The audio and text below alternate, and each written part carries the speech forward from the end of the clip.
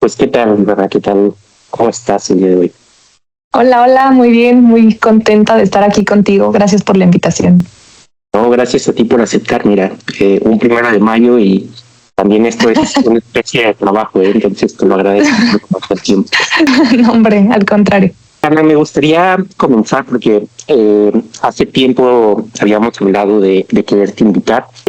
Yo creo que, al menos para mí, llegaste como en un momento, creo que importante, porque justamente estábamos tratando de ver qué podíamos hacer en sección, cómo es que podíamos como eh, llegar a ciertos profesionales, ¿no? Y yo recuerdo que cuando te conocí, que fue por una publicación de LinkedIn, no recuerdo ni siquiera quién la compartió de mis contactos, pues tú hablabas un poco de Lean, ¿no?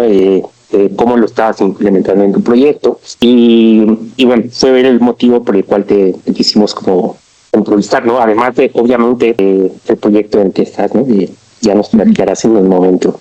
Entonces, Ivana, ¿qué tal si nos platicas un poco cómo te describirías? ¿Cómo eres en el trabajo? Pues me describo como una persona muy cuadrada. Creo que este trabajo tan demandante te vuelve cuadrado aunque no quieras. Creo que así me describo como una persona muy obstinada, pero obviamente asumiendo la responsabilidad que el trabajo implica, ¿no? Ya. Para entender, tú eres, tu puesto formal es residente, es superintendente, ¿cómo es que comúnmente se llama tu posición? Estoy en un limbo intermedio entre residente y superintendente. No, bueno, vaya, mi puesto es coordinación de residencia. Me encargo de la producción para no darle problemas al superintendente. Yo soy la que coordina a todos los residentes y las actividades en campo.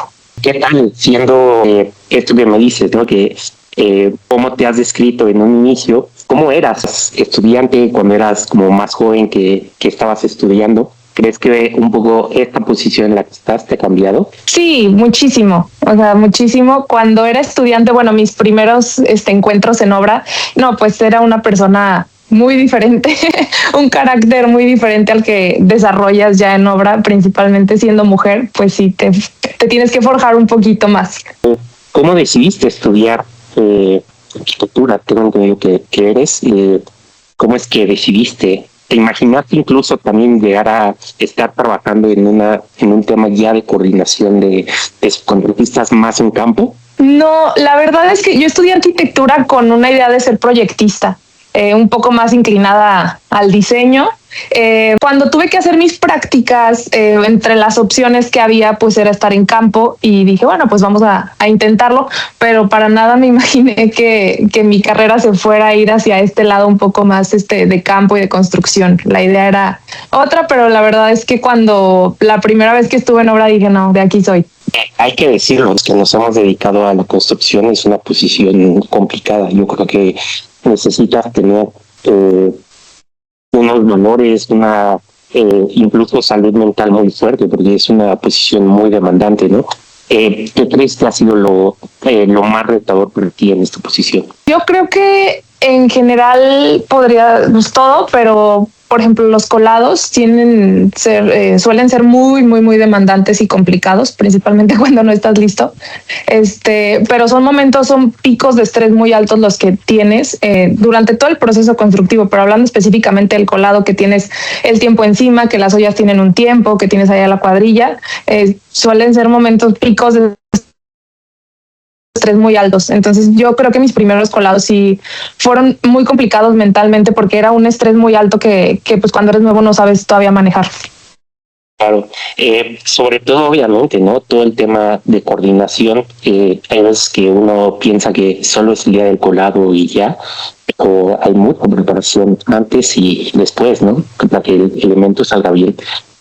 ¿Tuviste algún tipo de, cómo decirlo, como de mentor ya en el tema, pues específicamente profesional, alguien que tú recuerdes que fue como tu guía? Sí, la verdad es que fui muy suertuda con el primer líder, que actualmente sigue siendo mi líder.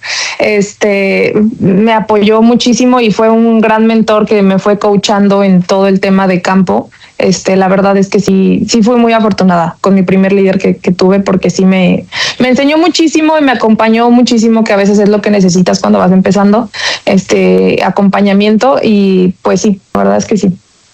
Y en esta parte que mencionabas, ¿no? Ser mujer, todo lo que te comentaba, ¿no? En posición que estás coordinando a gente en obra, ¿cómo lo has sentido? Espero que sea un mal juicio mío, ¿no? Pero sinceramente creo que ustedes como mujeres tienen una desventaja, ¿no? Porque hay veces que en la carrera o en sectores muy machistas te has enfrentado a situaciones de estas. Sí, la verdad es que sí, digo, lo ideal sería que no pasara, pero pues es una realidad que sí sucede. Sí, principalmente al inicio, como te decía, pues no tienes un carácter tan forjado todavía. Entonces sí, pues tú llegas amable, buena onda, respetan tu autoridad. Entonces sí te obliga a las situaciones a volverte una persona mucho más dura. Entonces sí se cambia un poco el temperamento, y pues sí es una realidad que sucede. Tienes que ser un poco más dura. ¿Tú crees que aprendiste más por un poco por exposición, por el tener que enfrentarte a estas situaciones? ¿O justamente durante tu carrera hubo algo que tú dijiste, oye, pues, no sé, a lo mejor me tengo que meter a un tema de comunicación efectiva, o alguien te dio consejos? ¿Cómo fue este proceso en el que tú, de ser una persona, pues a lo mejor más amable, vas cambiando una cuestión más de, oye, ya no, o sea, tengo que ser directa, tengo que dar las invitaciones sin tanto, me imagino, como sin tanta amabilidad, ¿no? De, oye, quiero esto y no me importa porque te lo estoy pidiendo, ¿no? Sí, la verdad, bueno, fue mucho de en campo, pues a los golpes, lo que fui aprendiendo, pues un poquito a la mala, pero también como buscar esa educación continua. Me inscribí a un curso de liderazgo efectivo con gestión emocional, y también vas aprendiendo lo que implica ser un líder, que un líder no, sí es, digamos, alguien en el que puedes confiar, más no es tu amigo. Entonces, un poco también fui aprendiendo otras herramientas que podía usar, que para que me hicieran caso no era únicamente llegar a ser amable, o sea, llegas con autoridad, llegas con seguridad, y todo eso lo fui aprendiendo sobre la marcha y también un poco estudiando por fuera.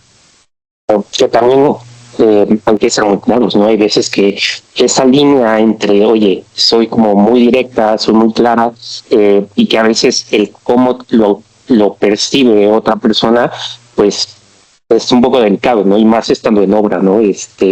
Creo que incluso hay veces que con la tensión que hay tantas veces en el día a día, tú mencionaste en el colado, pues creo que también te puede, ¿no?, prestar, o puedes poner en ciertas circunstancias y no es agradable. Creo que como que también es una posición, por eso te digo, muy estresante, porque te enfrentas no solo a la parte técnica, ¿no?, sino a toda la gestión. Me imagino que en tu posición tienes que saber lidiar, ¿no? El lidiar con trabajadores, el tener que lidiar con proveedores, con el cliente, con tus directores. ¿Cómo crees, o cómo le podrías explicar a una persona que se quiere dedicar a la construcción, a la obra, esta parte de gestionar diferentes tipos de perfiles, ¿no? Y hay veces que, a veces en un momento pues muy específico, ¿no? A veces en recorridos de obra te toca estar hablando en diferentes, como irte adaptando, ¿no? Sí, la verdad es que eso sí es algo que me costó mucho trabajo, porque eso no te imaginas que vaya a ser un problema. O sea, muchas veces eso cuesta más que lo técnico, porque estás lidiando con personal operativo, que en mi caso son casi 300 personas en la obra, y con ellos es comunicarnos de una manera. Luego tienes residentes, tienes a tus jefes, tienes a al cliente. Entonces, es bueno, ser claro, pero sí entender que hay diferentes expresarte. O sea, en mi caso no me puedo expresar de la misma manera con el personal operativo que quizá con el cliente. Entonces sí es pues ser profesional, obviamente, en toda la comunicación que tengas, pero sí entender que la comunicación es diferente a pues con quien estés lidiando, ¿no? Entonces sí, pues sí, es complicado, pero sí. Mira, yo te voy a ser muy sincero. A mí soy alguien que le gusta estar mucho en obra, pero soy más perfil estar en obra, en oficina, ¿sabes?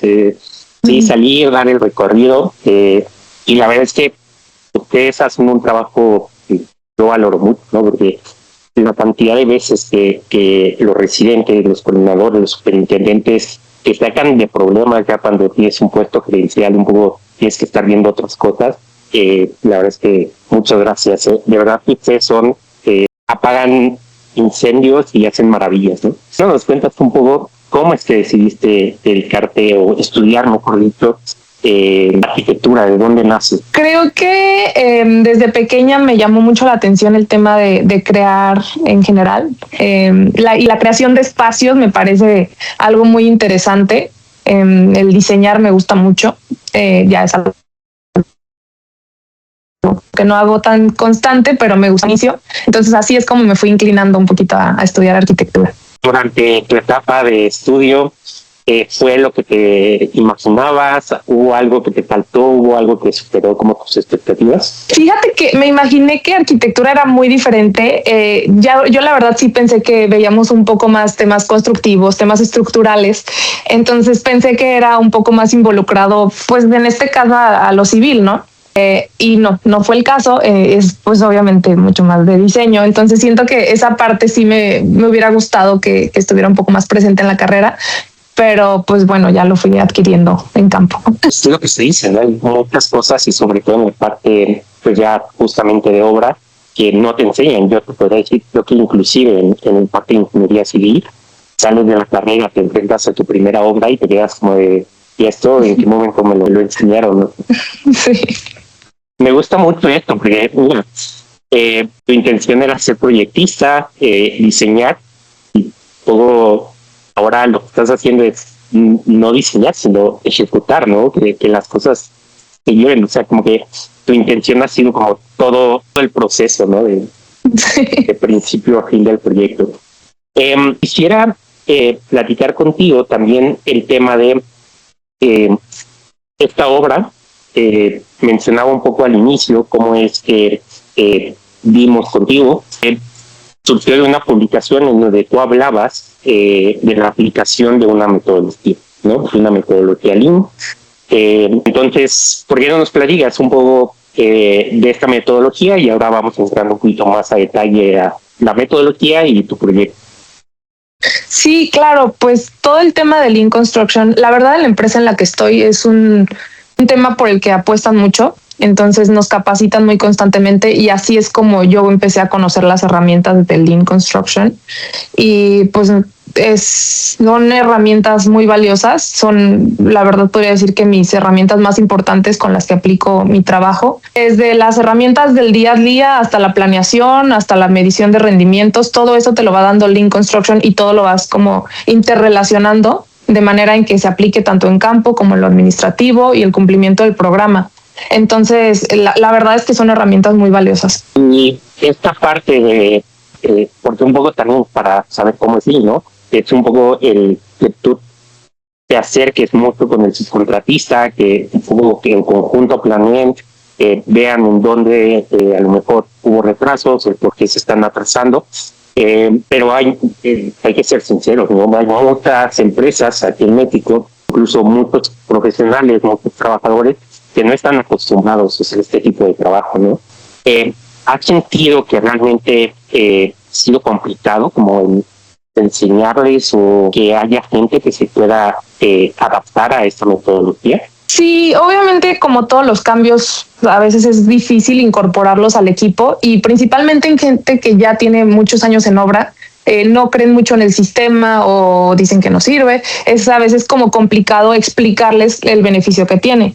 Y pues siendo muy honestos, es una parte también de mucha medición de rendimientos. Entonces, pues también a mucha gente no le agrada por eso. ¿Crees que es la clave de hacer que el Lean funcione, pero a lo mejor no tanto en la parte de obra, sino en la parte de planeación, ¿no? Porque pues tienes que programar estas reuniones, que es como, perdón si no tengo los términos correctos, ¿no? Pero es una planeación en donde, una reunión, perdón, en donde haces como tu programa, y vas planteando como más a detalle a 6 semanas. ¿Cuál crees que sea la clave de esto, no? Porque creo que en mi experiencia lo que ha faltado es que incluso gente del propio equipo, o sea, de los que queremos implementarlo, pues oye, es que tengo reunión, es que, no sé, tengo una actividad importante.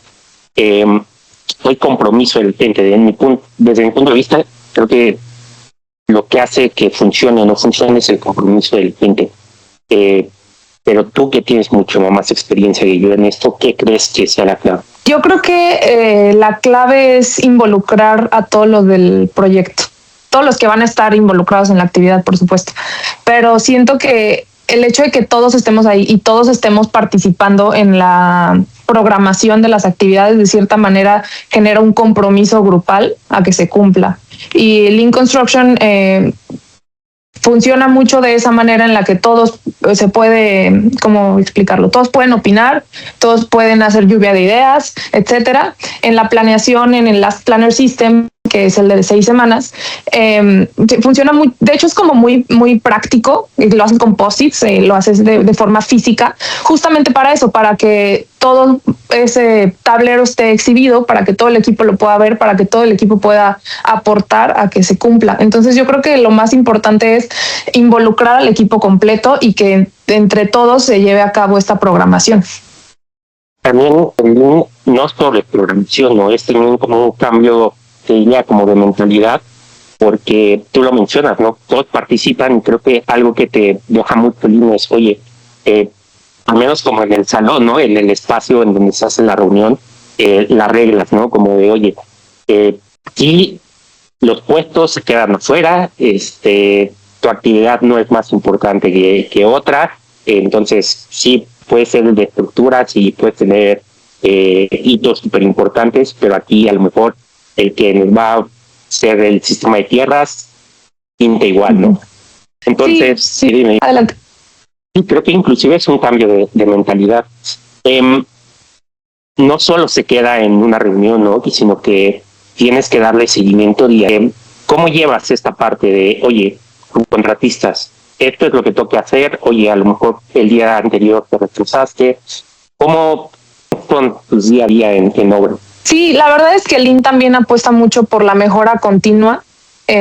Nuestros día a día tenemos tenemos nuestro ciclo bien definido de cada día. Es como un checklist literal de actividades.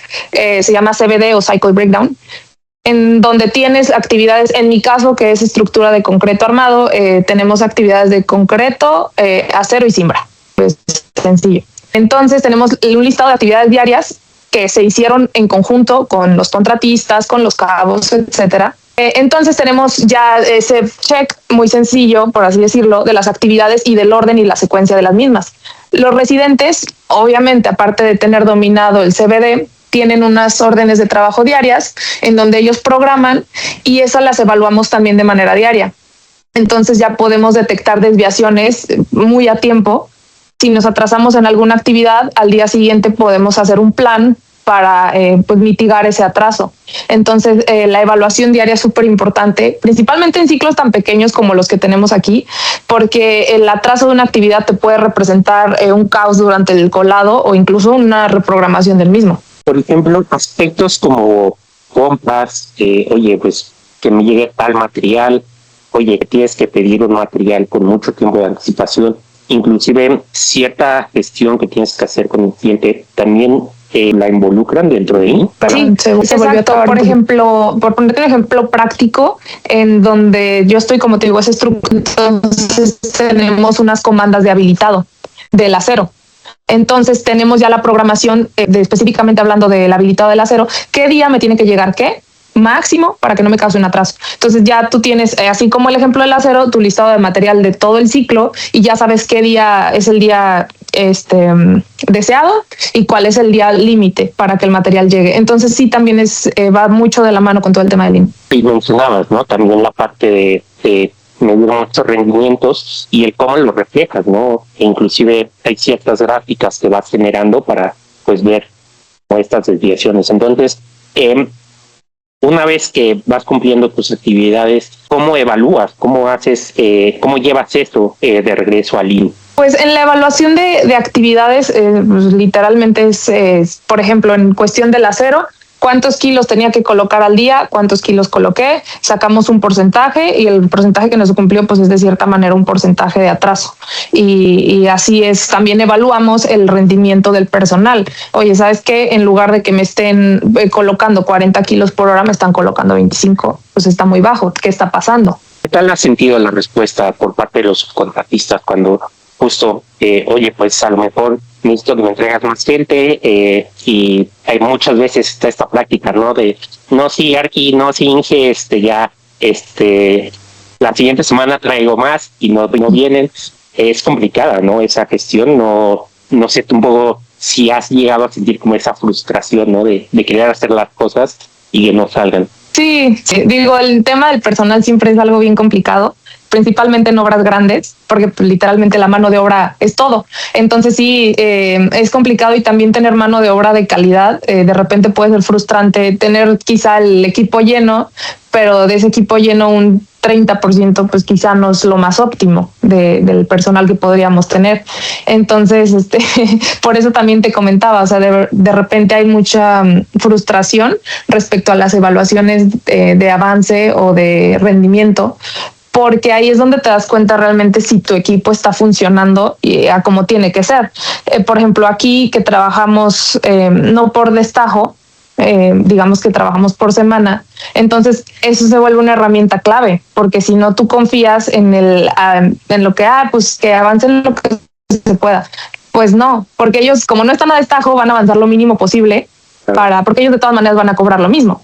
Entonces, este tipo de herramientas, pues sí, te dicen, oye, está avanzando muy lento, esta persona no me sirve, tenías que cerrar aquí y cerraste acá. Entonces, y así vas ya pues aprendiendo a medir mucho más realista el avance que podrías tener.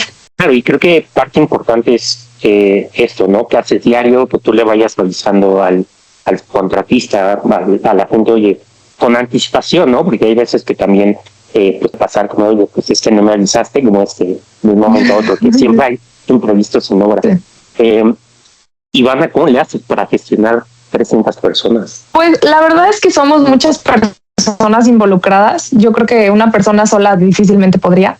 En nuestro caso, pues obviamente los residentes pues son clave. La verdad es que tenemos un equipo increíble de residentes, todos son muy buenos y también los contratistas están muy involucrados en el proyecto, lo cual eso es tanto bueno como malo, pero hablando del control del personal, la verdad es que está muy bien. Entonces, entre residencia, yo y los contratistas y pues obviamente los líderes del proyecto, entre todos sumamos para que se pueda tener el control del personal, que de repente, aunque seamos varios, pues sí, a veces se puede salir de control alguna actividad porque sí es mucho personal y en una obra tan grande con tantos frentes activos, a veces es un poquito un reto. Quiero preguntarte, porque para mí es algo que profesionalmente me marcó mucho un comentario, ¿no? Contexto rápido. Estamos haciendo 2 torres de departamentos en Santa Fe, en Ciudad de México. Vino un director de la empresa era española, y dentro de la planeación que estábamos haciendo, pues el gerente decía, oye, pues vamos a hacer 4 niveles por mes. Y entonces yo recuerdo que en esa reunión que el director, que además es una persona ya mayor, con muchísima experiencia, le dijo al cliente, no. O sea, en todos mis años tener 4 niveles por nivel, es que nunca lo he visto, ¿no? Eso le ayudó al gerente porque un poco por la indicación de este director, él pudo ganar más tiempo, ¿no? Entonces, en lugar de decir, oye, hago 4 niveles por mes, él dijo, pues no sé, 2.5 y mira, aquí gano más tiempo, ¿no? Pero yo sé que ustedes lograron 4 niveles al mes y por eso hago esta consideración, porque a mí me quedó súper claro que 4 niveles en un mes es súper complicado. Fue a raíz del Lean, o sea, ¿cuál crees que fue, o sea, esa clave, no? Pues mira, fueron muchos factores. Lean fue muy importante, fue clave para que se lograra, principalmente por 1, medición de rendimientos, 2, también detectar desviaciones a manera temprana. Es clave porque te das cuenta de tu equipo qué es lo que está haciendo mal. Eso es súper importante. Lean Construction es clave para que se cumpla. Y sí, es que es que es un tema bien interesante, la verdad. Todo el cycle breakdown, tener desglosadas tus actividades con rendimientos reales, es clave, porque te das cuenta que tu equipo tiene la capacidad de hacer más de lo que ya estaban haciendo. Entonces, no tenemos personal de más, tenemos las actividades a lo que tienen que ser, y pues ya vimos que es lograble 4 colados por mes. Entiendo que tiene muchos retos, ¿no? El tema de incluso el tema del concreto. Por ahí también en TikTok que tienes un video muy viral de casi 2 millones de visitas. Creo que están, ¿no? Como haciendo un colado. ¿Qué implicaciones tiene ya más técnico, ¿no? El construir un proyecto de esta magnitud? Si quieres hablarnos un poquito más de datos, ¿qué altura tiene? ¿Cuántos niveles? Actualmente estamos en el nivel 81. Bueno, mañana es el colado del nivel 81. Cada nivel de entrepiso tenemos 455, entonces es una altura bastante considerable de entrepiso. Entonces, tiene muchos retos ya trabajar esta altura.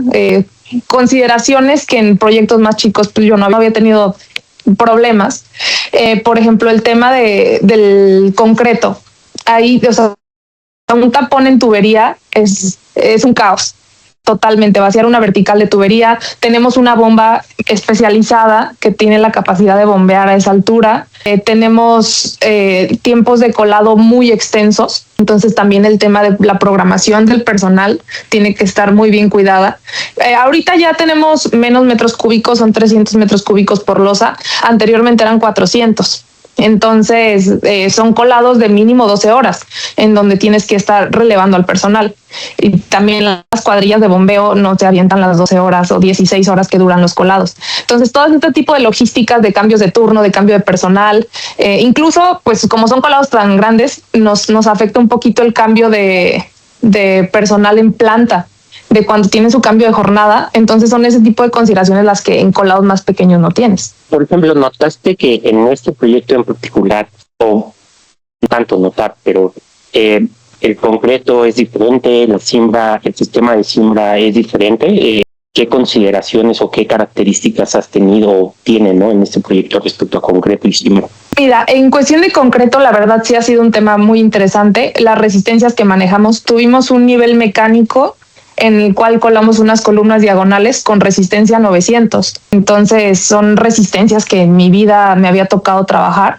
Es un concreto raro, inclusive físicamente es muy, muy aguado. Es concreto autonivelante.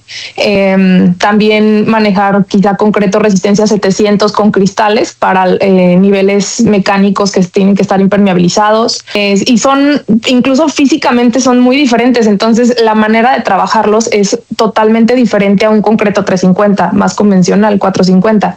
Esos son, incluso para bombearlos, tenía que ser más lento. Una historia interesante es que en el nivel mecánico teníamos que colar con resistencia 1000, pero no se logró desarrollar aquí en Monterrey la resistencia 1000 por parte de Cemex. Entonces se hicieron unos ajustes estructurales y tuvo que ser con resistencia 900, que fue la resistencia más alta que se logró, debido a que por la temperatura, cuando estaba desarrollando el concreto 1000, se calcinaban. Entonces, lo más alto con lo que pudimos dar fue dar Cemex fue con 900. Entonces, son concretos muy especializados, con aditivos muy especializados que normalmente no ves en un tipo de obra. Eso es en cuanto a concreto. Y en cuanto a siembra, pues la siembra es clave. O sea, la verdad es que en Postensa, que es la empresa en la que trabajo, tienen un sistema de simbrado impresionante, donde un 90% de la siembra es modular. Entonces, lo cual, como son losas postensadas, tú cuelas, a los 3 días tensas y ya puedes empezar a desimbrar con su respectivo apuntalamiento. Y ya como es siembra modulada, es literalmente sacas a la plataforma de lanzado, elevas con grúa. Y así es repetitivo, y así ya tienes una losa simbrada, por lo menos con una superficie fija en 2 días. Además, eso es justamente lo que te lleva, ¿no? El implementar pues materiales diferentes, pues que hagas bien tu programación, y el resultado es que logres rendimientos como los que hablamos, ¿no? 4 losas al mes. El otro día estábamos justamente haciendo una entrevista similar con un superintendente de una empresa americana y él nos decía, ¿no? Como de, así, nosotros estamos haciendo colados masivos por ahí, de las cantidades que tú me mencionas, que a mí me daba risa, ¿no? Porque yo le decía, es que para mí los colados masivos en un proyecto en donde específicamente los llamados masivos eran 40 metros cúbicos, ¿no?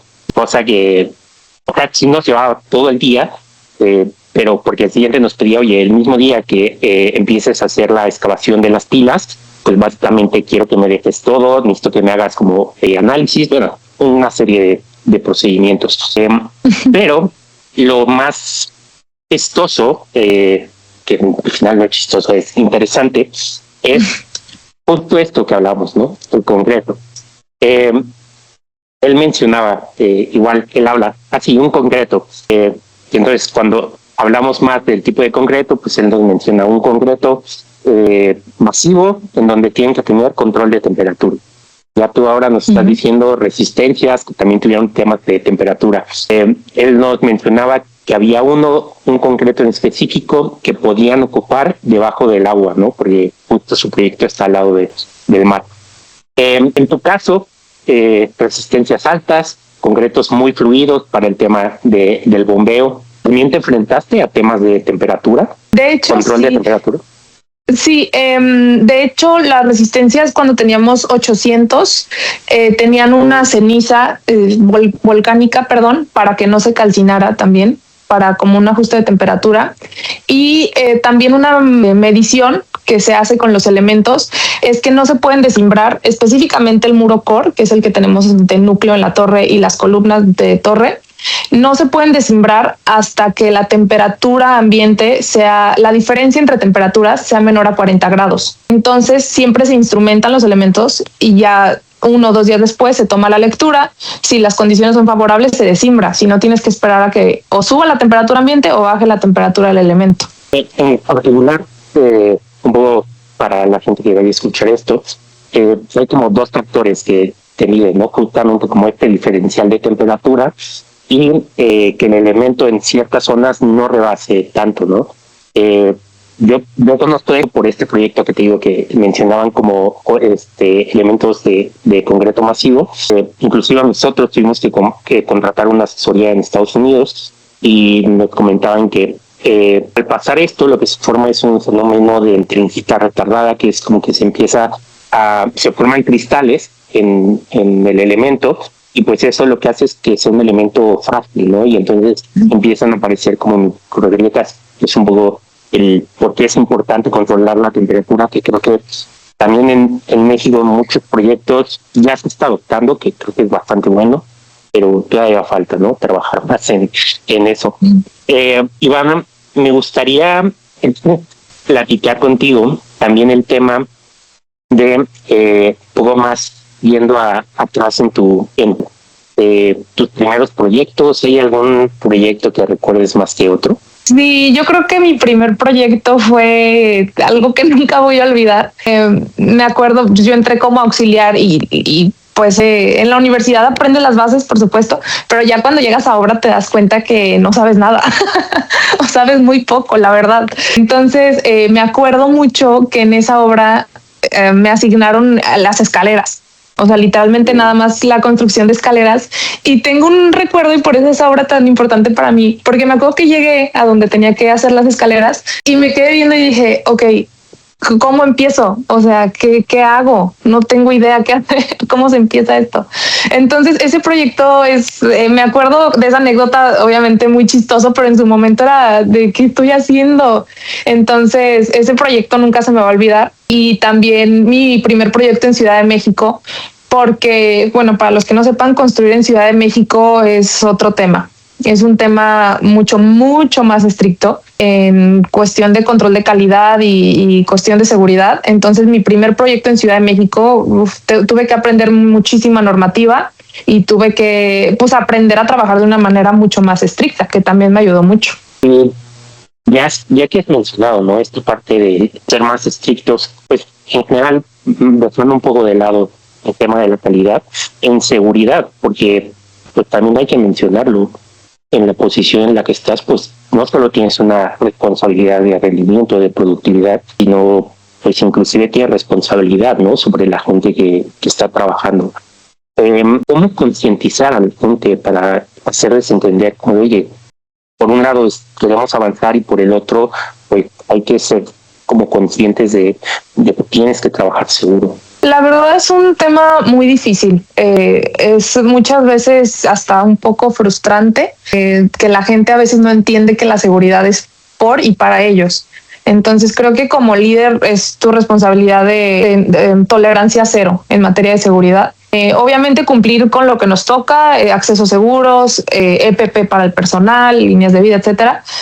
Y también tolerancia cero. Creo que eso es la clave de trabajar. Si hay alguna irresponsabilidad, pues esa persona se va o tiene su sanción. Claro, que también es importante esto que mencionábamos en la parte, ¿no? del INO. Cuando tú le vas explicando a la gente las actividades que tiene que hacer como en el día a día, pues incluso los vas mentalizando, ¿no? Ellos un poco saben qué es lo que tienen que hacer. Eso reduce mucho, ¿no? El riesgo de tener un accidente. Entiendo que también en su obra dan como charlas de seguridad diarias. ¿Te ha tocado impartir charlas de seguridad? No, la verdad no las imparto yo. Tenemos a un coordinador que es experto en temas de seguridad, entonces él es el que las imparte, pero sí, todos los días se da una plática muy breve de 5 minutos de seguridad y también se hace una calistenia, un calentamiento breve para que el personal pueda empezar a trabajar. Sí, también ayuda, ¿no? Un poco a despertarlos sí, para las actividades. Oye, una pregunta. Ahora, ¿a qué altura están en el proyecto? Ya superamos los 300 metros de altura. ¿Siente trabajar a 300 metros? ¿No sientes vértigo? No siento vértigo. La verdad es que ya creo que nos acostumbramos de ir subiendo poquito a poquito. No. Yo te voy a ser muy sincero, yo obviamente a esas alturas no he trabajado, pero yo soy una persona que sufro de vértigo. Pero mi mentalidad siempre es, mira, es por trabajo y por lo tengo que hacer, ¿no? Entonces un poco me obligo, pero aún así lo siento. Y es muy curioso porque ahora que he estado viendo un poco de las publicaciones que subes, es que se siente, ¿no? O sea, incluso verlo en video es bastante impactante, no quiero imaginar, estando tú ahí, tú lo percibes, o sea, sí, hay momentos en donde un poco ves hacia abajo, o ves completamente recto y dices, oye, ya no hay nada más alto que esto. Justo cuando superamos a la torre, en su momento la más alta de Latinoamérica, estaba muy acostumbrada a verla siempre hacia arriba. Entonces, cuando superamos esa altura, como que me cayó el 20 de dimensionar la altura en la que estamos. Y sí, no en cuestión como de vértigo o de miedo, pero sí como un poquito de impresión de decir, ok, así sí estamos bastante altos. Inclusive ver hacia abajo y ya ves todo lo que se te ocurra, ya lo ves súper pequeño. Claro que sí. Oye, ¿hay algún otro proyecto que te haya marcado, que te haya dejado una lección como ahí muy marcada? No sé, yo creo que es que todos los proyectos me han marcado, pero el último proyecto en el que estuve antes que siento que me marcó mucho, pero en temas de liderazgo. Fue un proyecto en el que aprendí mucho de liderazgo, más que de lo técnico. Digamos que ya conocía lo técnico, ya sabía qué estaba haciendo. Ok, ahora vino el siguiente reto, que es el liderazgo. Cómo en los equipos tú no los eliges. Entonces, ¿cómo haces que un equipo de 10, 20 extraños funcione? Cuando todos tienen diferentes, cuando todos tienen ideas diferentes de trabajo. Entonces, eso también fue un aprendizaje muy importante, que eso es un problema. Y la verdad es que sí es algo muy complicado. Entonces, la última obra en la que estuve sí fue un aprendizaje muy, muy, muy grande respecto a temas de liderazgo. Joana, te quisiera preguntar también, ¿cómo es que en un sector en donde hay tantos profesionistas, tantas obras, cómo es que un perfil puede llegar a un proyecto, te podría decir, como el más emblemático actualmente y por muchos años en materia de edificación? O sea, algo que, o sea, hay gente que en toda su vida nunca logran estar en un proyecto tan importante. ¿Cuál crees que ha sido el camino que has seguido? Porque pues a lo mejor te pudieron decir, oye, pues en lugar del proyecto de Torre Rice te vas a, pues no sé, a un proyecto que tenemos en Guadalajara. Creo que habla también mucho, ¿no? Del trabajo, pero ¿tú qué crees que fue lo que te llevó ahí? Yo creo que fue bueno, en general nos cambiaron a todos como equipo y yo creo que fue, bueno, principalmente el cómo llevábamos nuestros proyectos, la calidad con la que los llevábamos. Pero hablando específicamente de mí, digamos, como profesionista, creo que el tema de estar siempre en un poquito de los temas de Lean Construction, de mejora continua, pues también mejora continua como profesionista, estar constantemente aprendiendo, constantemente buscando mejorar en tu trabajo. También creo que fue mucho esa parte, el tema de implementar mejoras en campo, mejoras que se representan en mejorar tiempo o ahorrar dinero. Implementamos muchísimas mejoras, cerramos el proyecto de una manera muy óptima. Entonces yo creo que eso fue, digamos que la empresa confió en nosotros para poder pues llevar a cabo lo que faltaba de este proyecto. Yo llegué cuando íbamos en el 40. Llegué, digamos, con la misión de reducir los tiempos del ciclo. Llegamos, más bien, como equipo a reducir los tiempos del ciclo. Y yo creo que fue eso, la confianza de la empresa por proyectos que ya habíamos manejado antes. Ivana, ¿crees que el día de mañana vas a tener un proyecto como de eso de nombre? Espero que sí. Espero que sí, es la idea. Sí, porque la verdad es que es muy llamativo. Oye, platícanos también esta parte que has tenido de acercamiento con las universidades.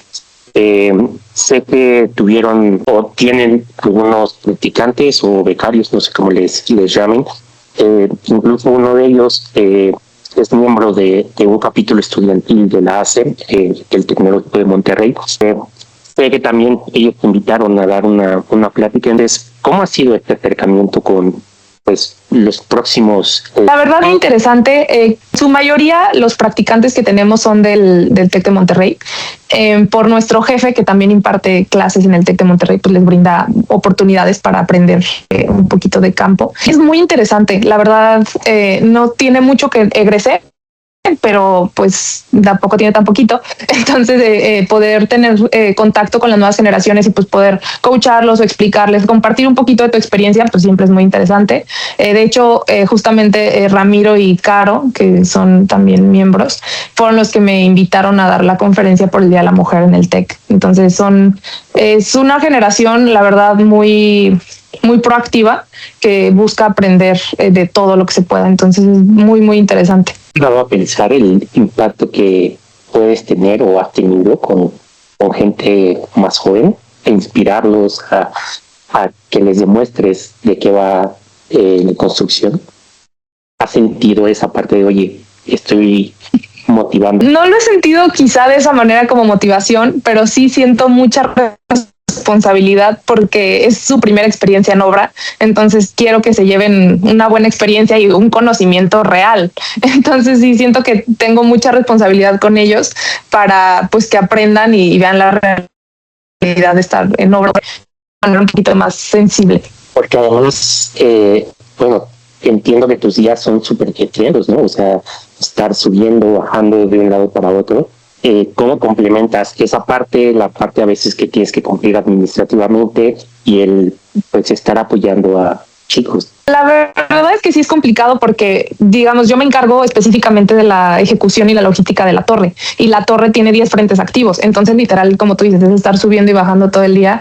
Entonces, con los chavos sí es: vente, acompáñame y andamos juntos para arriba y para abajo, y en los ratitos que vamos teniendo, ok, te explico este proceso, es así por esto, y vámonos para arriba y vámonos para abajo. También pues es la manera en la que te puedes hacer un tiempo para poder explicarles. ¿Has notado, por ejemplo, en conclusión, tu generación, cuando estás estudiando a estas generaciones que estás como coacheando, ¿has notado un cambio como importante? A lo mejor son más activos o vienen preparados más técnicamente. ¿Has notado algo? ¿Crees que un poco no ha habido tanto cambio? No sé cuántos años han pasado desde que egresaste, pero ¿ves que algo ha cambiado? Sí, un cambio en aspectos tecnológicos, principalmente el dominio de programas en general. Las nuevas generaciones ya te dominan muchísimos programas, ya te pueden desarrollar muchísimas actividades a través de un poquito más tecnología. Entonces eso es muy interesante. Y hablando específicamente de la oleada que tengo ahorita de practicantes, la verdad todos son muy activos. todos son muy activos y muy proactivos también. Entonces, siento que eso en las nuevas generaciones tienen como mucha hambre de conocimiento y se nota. Además, eso es importante, ¿no? Porque creo que cada vez hay más competencia y siempre ayuda a que tengan más experiencia, pero también es importante, ¿no? El tener un primer contacto. Creo que gente, me incluyo, que hay veces que en algún momento nos hemos cuestionado, ¿no? Oye, realmente esto es lo que debía estudiar, porque como que es muy estresante o hay cosas que dices, oye, ¿por qué no está saliendo, no? Que también creo que si uno desde el momento en el que va estudiando va viendo cómo es, pues creo que inclusive te puedes ir preparando mejor. Mencionaste ahora el tema de la tecnología. En otras charlas hemos estado hablando, pues obviamente, ¿no? Según en la posición en la que estén, de la implementación de, sobre todo de inteligencia artificial. En la posición en la que tú estás, que es más de ejecución, ¿has aplicado alguna herramienta de inteligencia artificial? La verdad, no mucho. Te soy muy honesta, no, como es tema de ejecución, supongo que debe de haber herramientas muy indispensables para algunos. De pronto yo no utilizo inteligencia artificial en materia de ejecución. ¿Y sientes que en algún momento o ves ahí algún como huequito en donde se pueda meter y un poco, ya sea facilitarles un poco desplazar? Sí, supongo que en materia de planeación debe de haber ahí un poco más de margen para utilizarlo, o en temas de mejora continua. La verdad es que la inteligencia artificial pues tiene información de todos lados, entonces también hay muchas mejoras que te pueden ayudar quizá de cierta manera. Claro. Te quisiera preguntar, Ivana, ¿cómo es que, bueno, no sé si tú conocías a lo que es ACE? Un poco. La verdad es que aprendí que empecé a entender un poquito más. ¿En algún momento has estado como afiliada en la universidad o después algún tipo de asociación de construcción? La verdad no, es algo que me encantaría, que siempre he querido hacer, pero no se ha dado. La verdad no he pertenecido a ninguna. Ya. ¿Qué crees sirve a una persona, y más específico en tu posición, a ser mejor, ¿no? Porque hemos estado hablando de, sí, a lo mejor especificaciones de concreto, pero bueno, el día de mañana te puede tocar un proyecto completamente diferente y aunque estemos hablando de concreto, acero y cimbra, puede cambiar muchas cosas, ¿no? ¿Qué crees que se necesita para que, como en el caso del camino que estás siguiendo, pero me refiero más en uno de las posiciones, ¿no? ¿Qué es lo que se necesita para ser mejor residente, mejor superintendente, mejor coordinador? Yo creo que para ser mejor profesionista en general es primero estar abierto a los cambios. Eso es muy importante. En la construcción hay a estar abierto a los cambios y estar abierto a aprender, siempre estar abierto a aprender es creo que también muy importante. Aprender de todo en general, no hablo únicamente de cursos y talleres, también entender que, por ejemplo, hay personal operativo que tiene de experiencia lo que yo tengo de vida. Entonces, siempre estar con esa mentalidad de aprendizaje de todo el personal y pues obviamente también invertirte a ti mismo tiempo en tu educación y en tu superación como profesionista. Justo lo dices, ¿no? El estar abierto, creo que es algo que ahora mismo ya de estas generaciones lo están rompiendo. El sector creo que todavía sigue un poco como rechazando, ¿no? La apertura o este cambio generacional. Y creo que como estos acercamientos, ¿no? Que tú has tenido a las universidades, a los chicos, ayudan mucho a esto, ¿no? El involucrarlos, el como romper esa barrera, ¿no? No sé, yo a veces lo llamaba, ¿no? Cuando iniciaba como que jovenea, ¿no? Que el jovenear para mí es como te hacen menos por la edad, ¿no? Yo creo que yo de ahí agarré una mala maña, una mala práctica que ya a cualquier persona, o sea, incluso a mis jefes, director, lo que sea, yo ya no les digo ni por Inge, ni por Arqui, ni por nada, porque para mí como que era... Sí, tengo respeto, te hablo con respeto, pero como que el que yo les dijera Inge y a mí me dijeran Javier, como que sentía que era un grado superior, ¿no? Y hay veces que yo me sentía como menos, y a lo mejor es un tema completamente mío. Pero es muy importante esto que dices. ¿Tú lo percibes igual? ¿Sientes que se está haciendo un cambio generacional? Tú pues, obviamente has tratado con toda esta rama que hemos dicho, ¿no? Desde directores, compañeros, trabajadores de obra. Sí, yo creo que sí está cambiando mucho. Es que el tema que comentas de la comunicación también es clave, ¿eh? La verdad es que sí, yo también lo percibo de la misma manera que tú. Y ver, por ejemplo, a los nuevos chicos que ahorita te hablan de tú, te hablan por tu nombre, creo que de cierta manera hay más cercanía y más confianza en el ambiente laboral. Por ejemplo, yo que con mis superiores les hablo de usted, les hablo de Inge, les hablo. Entonces sí siento justamente esa diferencia muy notoria en la comunicación, digamos, como con más confianza con las nuevas generaciones. Claro, que además es cuestión de cada quien, ¿no? Pero creo que para mí ha sido como llamativo, yo te estoy como contando desde mi perspectiva. Iván, un poco ya para ir cerrando, ¿qué consejo le darías a un estudiante que le gusta la ingeniería civil, la arquitectura, temas de construcción?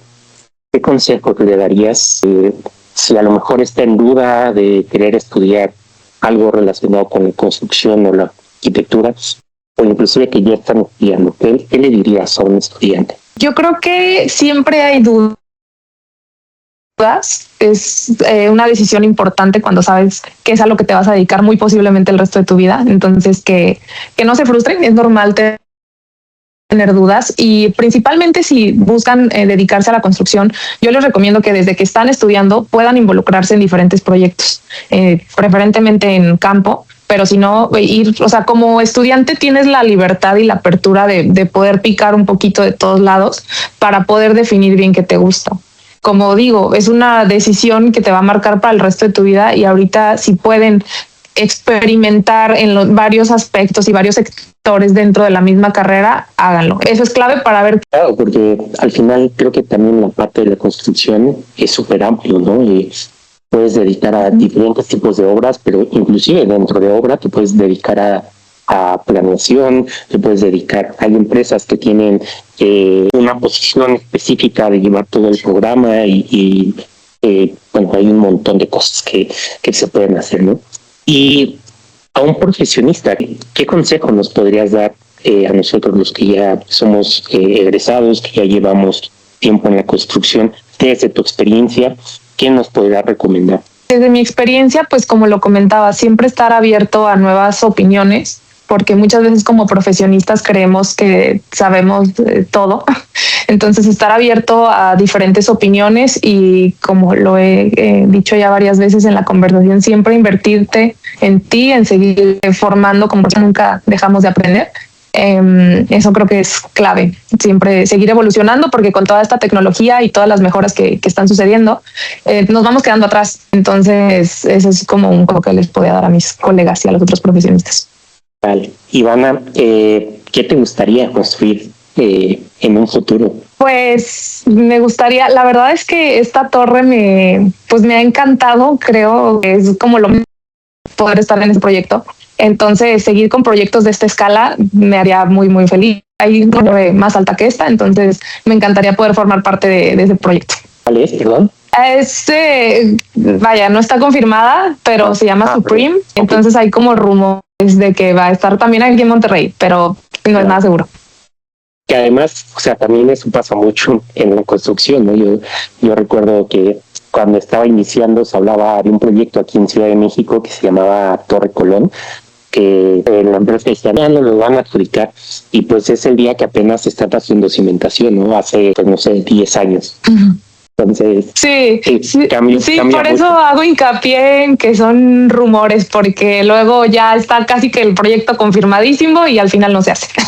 Sí, claro. También, bueno, creo que es importante, ¿no? El sector de la construcción, pues, para bien o para mal, tiene afectaciones directamente con cuestiones políticas, económicas, sociales, impacta mucho, ¿no? Entonces, cualquier cosita, siempre el sector de la construcción es el que inmediatamente como que se vea ahí afectado. Ivana, pues nada, muchísimas gracias. La verdad es que creo que ha sido una plática bastante interesante. Yo me quedo muy sorprendido por los hitos, inclusive a tu corta edad, el nivel de experiencia, el que puedas llegar a proyectos tan emblemáticos como en el que estás ahora. Y como esta mentalidad, ¿no? Creo que eso lo agradecemos de la gente que buscamos, ¿no? Como que la nueva generación nos vaya un poco empujando, mejorando. Te lo agradezco. Muchísimas gracias también por tomarte el tiempo. No, hombre, al contrario, muchas gracias. Un gusto para mí este ratito de plática y pues nada, muchas gracias por la invitación.